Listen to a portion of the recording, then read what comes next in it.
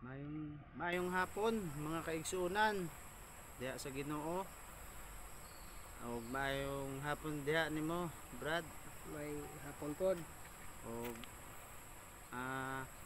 niya nasabmi magahisgot na sadta bahin sa prinsipyo na kuan baliko. Gitawag na baliko na prinsipyo sa magtutudlo o organisasyon na ang dating daan. Ato siyang hisgutan kay sa iyang hubad, Brad, ang bahin sa tithes in giving sa ikanapulo, no? Bahin sa paghatag, wala niya ipatuman sa karon na sa Christian Christ ko na panahon kang Kristo na panahon tungod kay panahon na kuno to sa karaang tugon mo'y hubad ni dating daan. So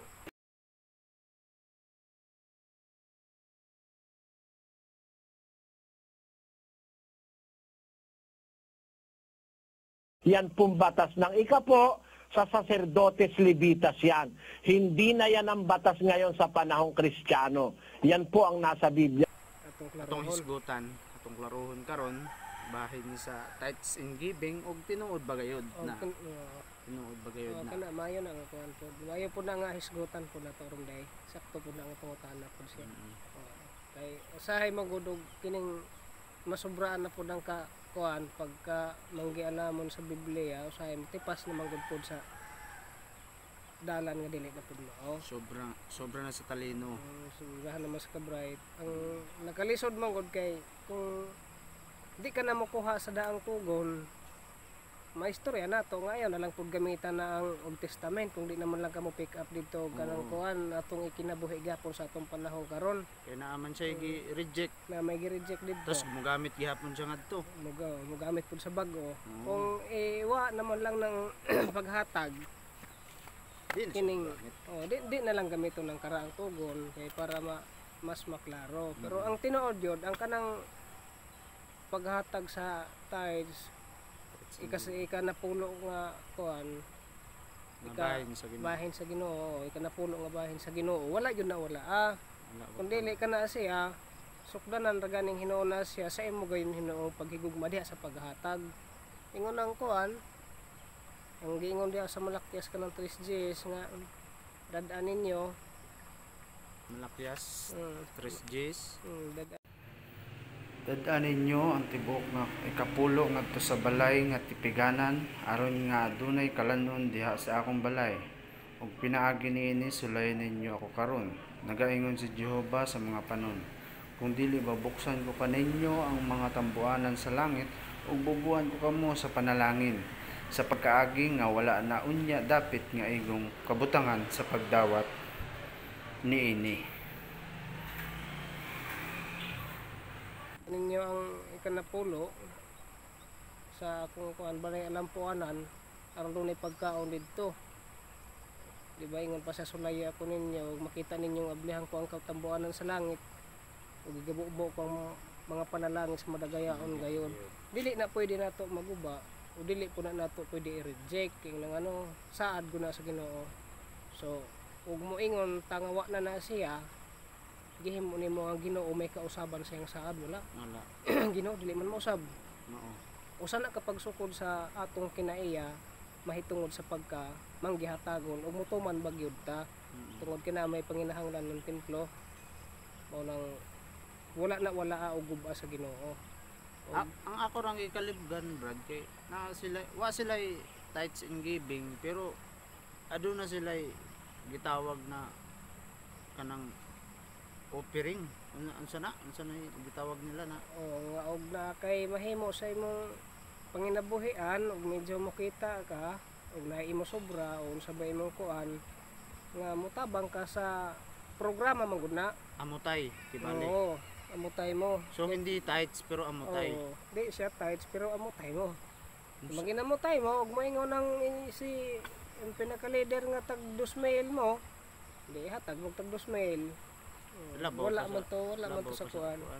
Wala to dito sa ikapulo niya gibasihan. Oo. So mas nakalamang hinuon siya karon kay pag may nagbus may lang imong mo to, mahatag gyud ka. Pero ang kanang nga paghatag wa gyud na guba. Pero lamang giingon lang po na Apostol Pablo sa mga taga Corinto kanang naibisayes nga karon timan-in ninyo siya nga nagapugas og ginagmay aw. Pag-ani kag jutay, pero siya magpugas og daghan da mag-ani po kag dinaghan. So na siya Karon timan ninyo kini siya nga nagapugas og tagidyot mag-ani og diriyot. Siya nga nagapugas og dinaghan mag-ani og daghan. na siya gisumpay nga ang matag usa mohatag. So dili ingon pag paano ko ingon nga pinugos kun dili matag usa maghatag sumala sa pagboto sa kasing-kasing maghatag nga na ikalipay. Tinuod wala diha hisgote ang ikapulo. Pero ang tinuod mas dako pa na siya kontra sa ikapulo. Kay Gugma man ang giingon diha. Sumala sa pagboto sa kasing-kasing. Ang ikapulo sukdanan lang sa imong paghigugma diha sa paghatag. Andito kasing-kasing may nabuot. mas mulabaw kay gugma Mas man. mulabaw o kung ang ikapulo ika 10% siya ang gugma mas labaw pa diha mahimo na tong 30 30% na to siya 40% tungod kay gugma man siya mo igi kon sa sugo pud karon sa atong kuan nga si Apostol Pablo mo iyang pinahakuan gyud so wala ang nga paghatag wala Oo. naara gihapon na siya Dili man makasulod ang panalangin sa Ginoo. Mao man ay basihan lagi may sa basihan. Malakias 3:10 nga, di ba? Mao ay Basihan. basihan. Himo man kang dalo ug di na tumano nato. Himo man tandalo, di ta mahatag ikapulo o sa gamay ra gani nga paagi, di ka gani makahatag unsa pa ka sa dinago nga ang diha sa Corinto, ang gisgutan jud diha dili jud na sa ginagmay. Kun dili hatag jud na nga mas lamang pa na ang ikapulo. Yung mga dating daan naman hindi nga sila napapanalanginan kasi wala nga tithes. Pero malalaki naman yung ano nila, ang baga nila. Di